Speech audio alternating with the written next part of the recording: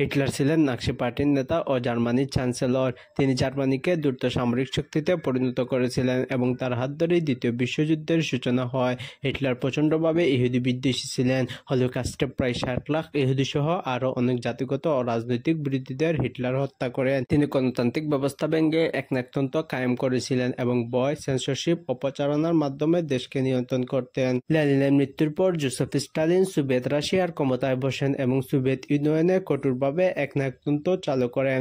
Joseph Stalin হাজার হাজার বিরোধী নেতাকে হত্যা বা কারারুদ্ধ করেন। লাখ লাখ মানুষকে জোরপূর্বক শ্রম শিবিরে পাঠানো হয় এবং তার শাসনামলে ভয়াবহ দুর্ভিক্ষে কোটি কোটি মানুষ মারা যায়।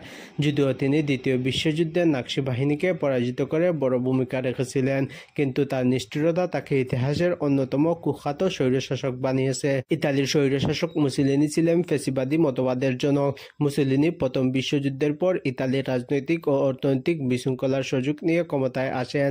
তার শাসনামলে রাজনৈতিক বিরোধীদের উপর দমননীতি চালানো হয়, সংবাদপত্র নিয়ন্ত্রণ করা হয় এবং সামরিক আগ্রাসন বাড়ানো হয়। দ্বিতীয় বিশ্বযুদ্ধে হিটলারের সঙ্গে জোট বাঁধল ও পরাজয়ের পর ইতালির জনগণ তাকে ক্ষমতাচ্যুত করে হত্যা করে। মাও সেতুং চীনা কমিউনিস্ট পার্টির প্রতিষ্ঠাতা ছিলেন।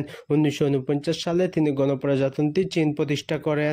তার নীতি গেট লিপ ফরওয়ার্ড চীনের অর্থনীতি আধুনিকায়নের জন্য নেওয়া হলেও এতে ভয়াবহ দুর্ভিক্ষ দেখা দেয় এবং প্রায় 4 কোটি মানুষ মারা যায়। পরে তিনি সাংস্কৃতিক বিপ্লব চালু করেন, যার ফলে বুদ্ধিজীবী, শিল্পী, শিক্ষক সহ লাখো মানুষ নিপীড়নের শিকার হন। যদিও অনেক চীনা তাকে জাতির নায়ক হিসাবে দেখে, তবুও তার নীতিগুলো কোটি মানুষের প্রাণ কেড়ে নেয়। স্প্যানিশ গৃহযুদ্ধে বিজয়ের পর ফ্রান্সিসকো সামরিক একনায়ক হিসাবে ক্ষমতায় আসেন।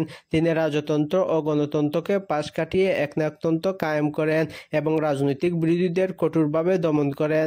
তার শাসনামলে হাজার হাজার মানুষকে হত্যা বা নির্বাসনে পাঠানো হয়। 1975 সালে তার মৃত্যুর পরে স্পেনে গণতন্ত্র পুনঃপ্রতিষ্ঠা হয়।